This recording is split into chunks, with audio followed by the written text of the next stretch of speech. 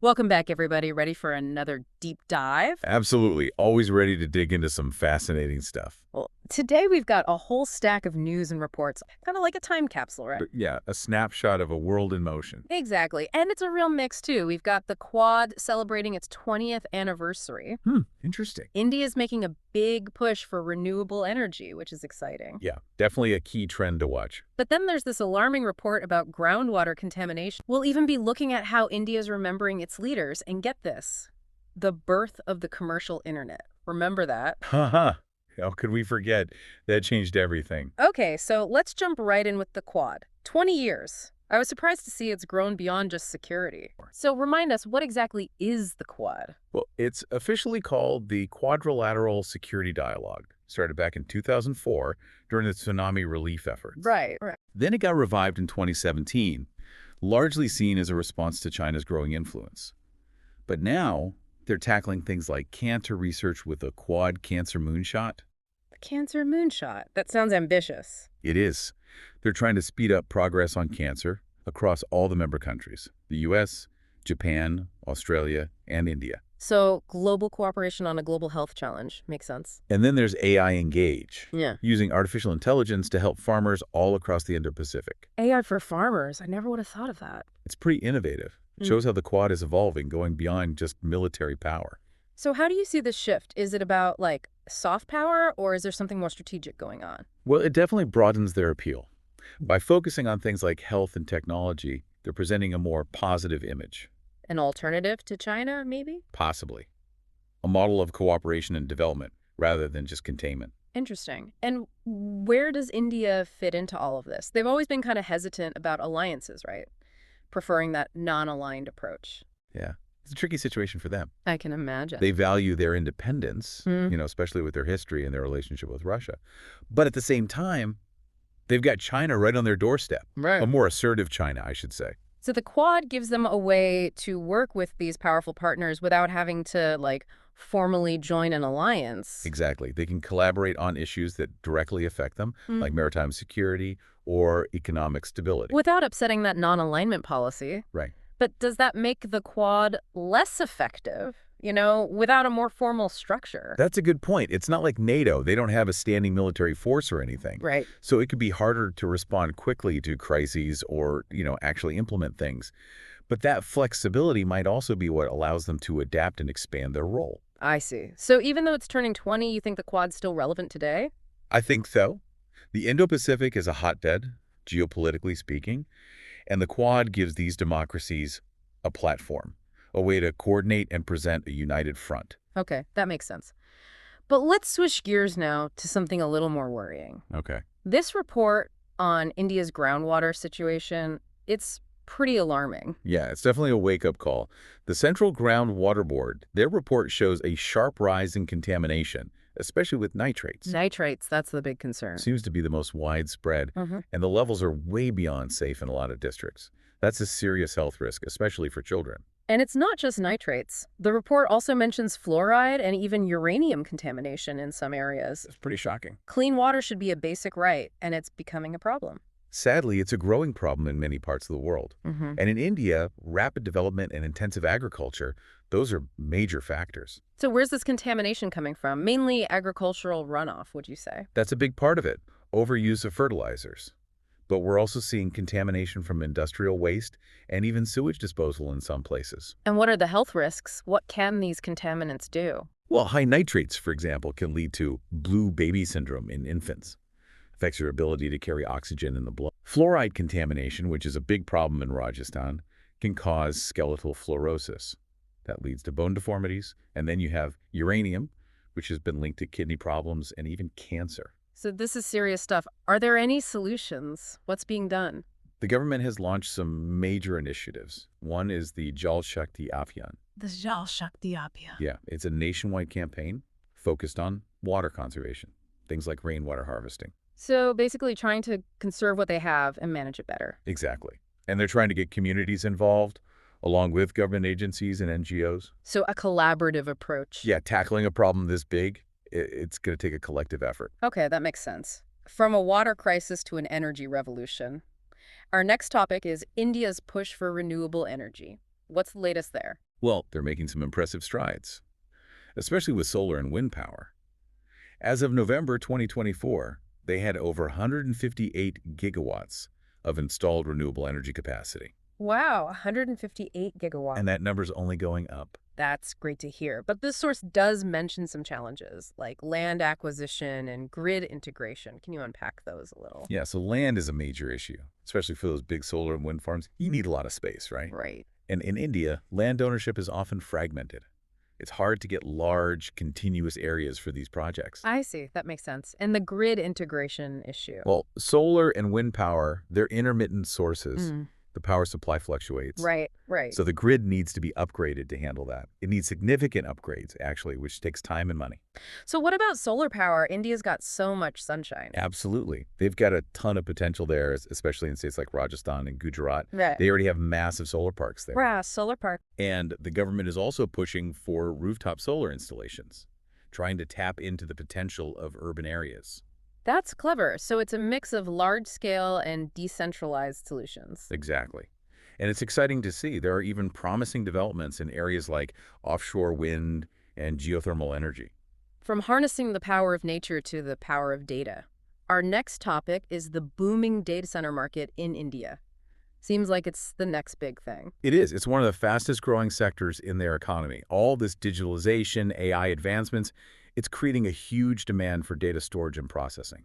And India is really producing a lot of data, aren't they? Yeah, I saw that stat too.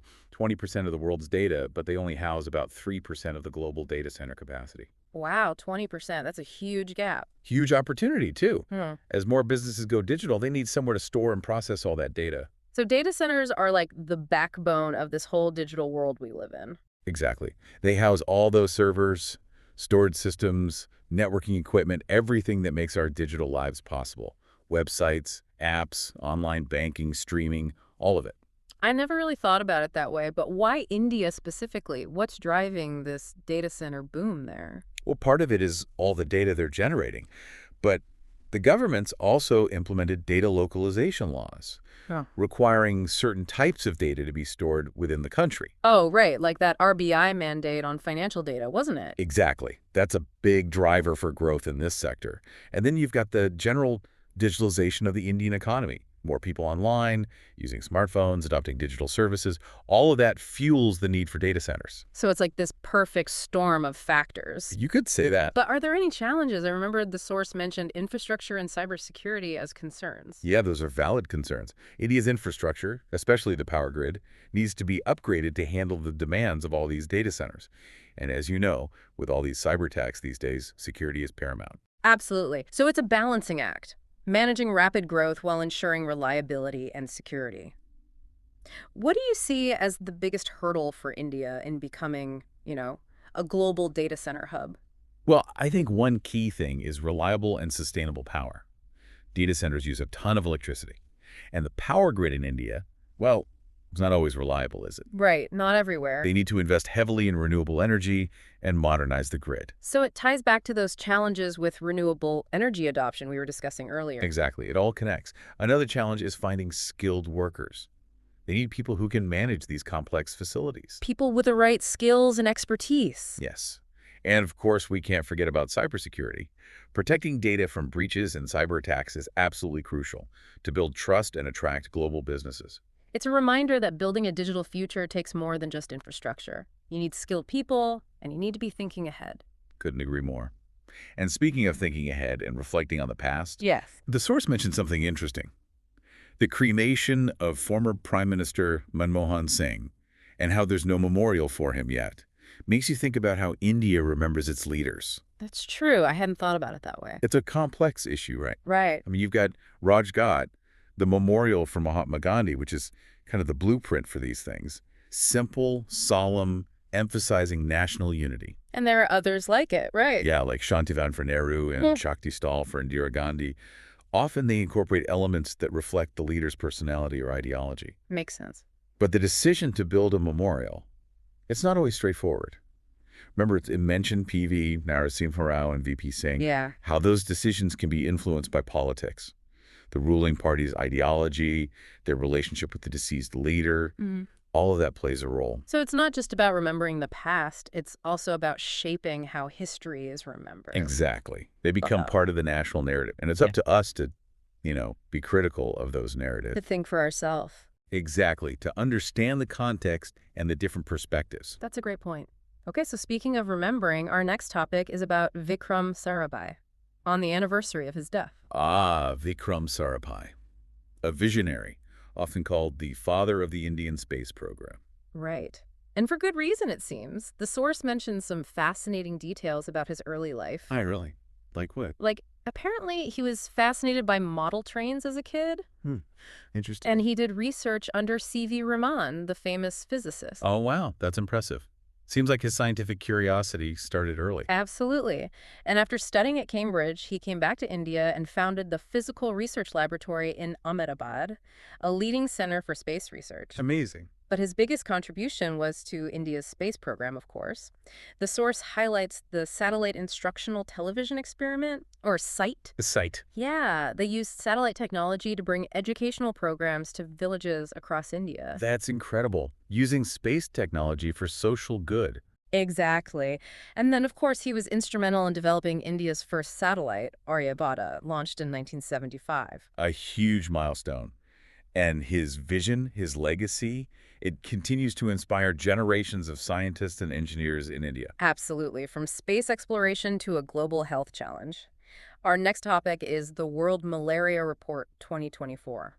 And it's got some good news for India. Oh, that's great to hear. They've made some incredible progress in controlling malaria. Between 2017 and 2023, there was a significant reduction in cases and deaths. Wow, that's fantastic. And they've even exited the WHO's high burden to high impact group.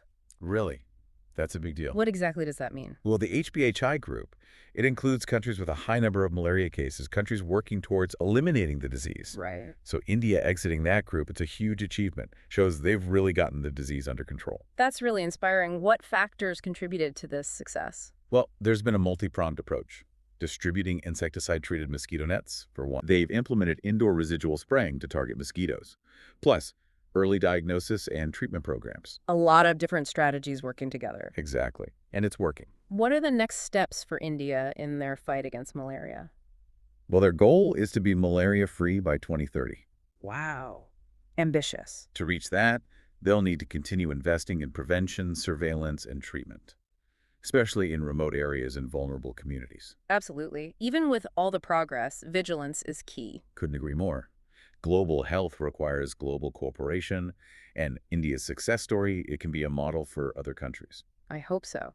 Okay, let's do a quick checkup on the Indian economy now. The source mentions two key indicators, the index of 8 core industries and the index of industrial production. Can you break those down for us non-economists? Sure, think of them as like a health checkup for the industrial sector.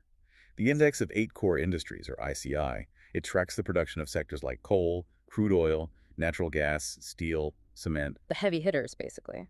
Exactly. They're a big part of India's industrial output and have a big impact on overall economic growth. Got it. So the ICI gives us a snapshot of how those industries are doing. Right. And then you have the Index of Industrial Production, or IIP.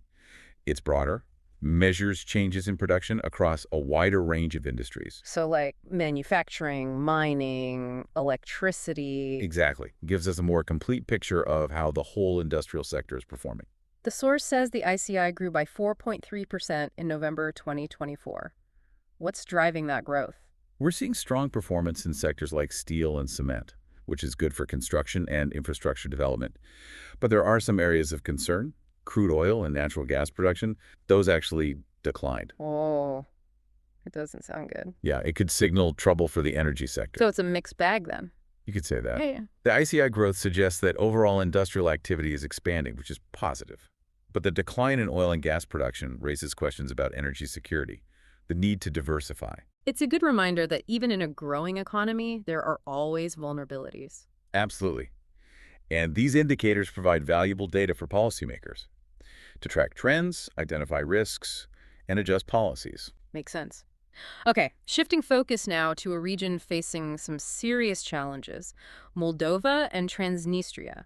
The source mentions an energy crisis sparked by Ukraine halting Russian gas transit. Oh, yeah, that's a tough situation. Moldova relies heavily on Russian gas, and so does Transnistria. that breakaway region that declared independence in 1990. Right, Transnistria. Can you remind us about that? The source mentions it's Russian-backed, which sounds complicated. It is. It's a narrow strip of land along Moldova's eastern border. Predominantly Russian-speaking population. They've got their own government and military. But they're not recognized internationally? Nope. And Russia has a military presence there, providing economic support. Yeah. They see Transnistria as a buffer zone, against NATO expansion. So this gas cutoff, it's a consequence of the ongoing tensions between Russia and Ukraine. Exactly. It's a reminder of how interconnected everything is. Geopolitics and energy security. Moldova and Transnistria, they're caught in the crossfire. It's a difficult situation for sure. What options do they have? They're trying to find alternative gas suppliers, maybe from Romania or Ukraine itself. But in the long term, they need to diversify, invest in renewables, reduce their dependence on Russia. Energy independence is about more than just access to energy. It's about security and resilience in a world full of uncertainty. I completely agree. And speaking of resilience, Yeah, absolutely. We've covered an incredible amount of ground in this first part of our deep dive, from geopolitics to clean energy, public health to the digital world. It's amazing how all these events and trends, they're all interconnected. it really highlights how complex the world is and how everything is connected. But before we move on, I wanted to circle back to something you mentioned earlier, the internet's birthday. Oh, yeah. Hard to believe it's been over 40 years since we switched to TC2IP, the protocol that basically made the internet what it is today. Can you imagine life without it? No Google, no social media, no online shopping. It's mind-boggling. It really is. Yeah. Back then, it was mostly researchers and academics using it. No one could have predicted how much it would change our lives. I know, right? And to think it all came out of the Cold War, a need for communication systems that could survive a nuclear attack. Who knew something so transformative could come from something so, well, scary? It really speaks to human ingenuity, this need for secure and reliable communication. It sparked a revolution, connecting people, ideas, economies across the globe. It makes you wonder, what's next? What are the big leaps coming up in this digital world? Ooh, that's the million-dollar question. Well, if I had to guess, I'd say artificial intelligence, biotechnology, and quantum computing.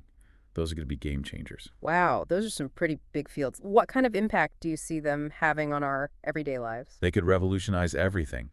Think personalized medicine tailored to your DNA, AI assistants that can anticipate your needs, quantum computers solving problems we can't even dream of tackling now. It's both exciting and a little unnerving, to be honest. Technology can be a double-edged sword, as we've already seen. Absolutely. It can connect us and empower us, but it can also be misused. Yeah. So as we develop these powerful technologies, it's crucial to consider the ethics, to make sure they're used responsibly. You mean things like privacy concerns, potential bias in algorithms, that kind of thing? Exactly. We have to be mindful of those risks.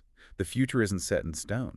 We shape it with the choices we make, especially when it comes to technology. Well said. I think that's a perfect note to end on. Thanks for joining us on this deep dive, everyone. We hope you found it insightful, thought-provoking, and maybe even a little bit inspiring. And remember, keep exploring, keep asking questions, and keep diving deep into the issues that matter to you. We'll see you next time.